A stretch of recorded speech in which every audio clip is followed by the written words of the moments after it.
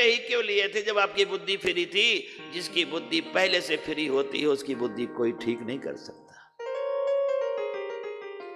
और दूसरा फैशन और चल गया है, यहां सुख नहीं मिलेगा दूसरा विवाह कर देंगे, जो कसर थी और पूरी हो गई। जो एक जगह पर अपना सम्मान बचाकर अपनी साधना के द्वारा सफल नहीं हुई, वो मंदिर मंदिर भटकने से, कई विवाह करने से कोई सफल होता है क्या?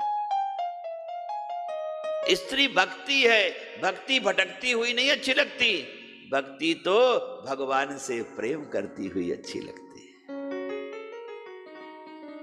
अपनी साधना से, अपनी भक्ति से अपने परिवार को जो संवार ले वो साक्षात देवी है।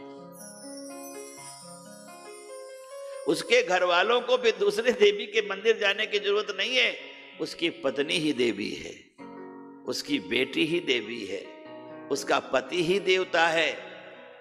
पर हम ये नहीं कहते कि देवता की पूजा न करो, उस देवता को उस पति में देख करके पूजा करो कि इनके हृदय में भी तो राम बैठे हैं, सारा काम बन जाएगा और उसका भी जीवन पलट जाएगा। क्योंकि जब सब में भगवान देखोगे तो जब भगवान आएंगे तो बुद्धि भी तो ठीक होगी। जिस मंदिर में मूर्ति रख दी जाती वहां पूजा शुरू हो जाती है। अगर चंडाल में भी भगवान की बुद्धि बनाओगे तो चंडाल में भी भगवान आ जाएंगे। तो क्या वो चंडाल रहेगा? जिस घर में मूर्ति रख दो अपने भावना की, वो घर मंदिर बन जाता है। तो किसी व्यक्ति में भी भावना कर लो कि इसके अंदर भगवान है, तो उसमें भगवान दिख जाता है। इसलिए रामचरितमानस में लिखा है कि जाकी रही भावना जैसी, प्रभु मूरत देखी तिन तैसी।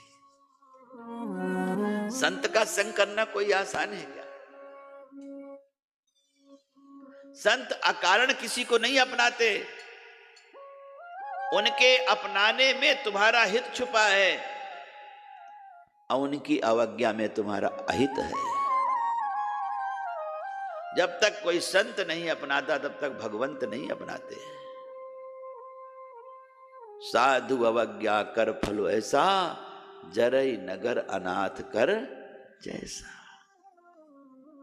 केवल रावण ने हनुमान रूपी संत का अनादर किया था, इतनी बड़ी लंका जल गई, बचा नहीं पाया। वायु मर्जी से चलती थी, सारी चीज उसकी मर्जी की थी, फिर क्यों नहीं अपनी मर्जी चला पाया? जब साधु की मर्जी को नहीं मानते तो तुम्हारी सारी मर्जी फेल हो जाती है। इसलिए मेरे प्यारे, मेरी व्यासपीठ केवल कथा के लिए आपको प्रेरित करती है।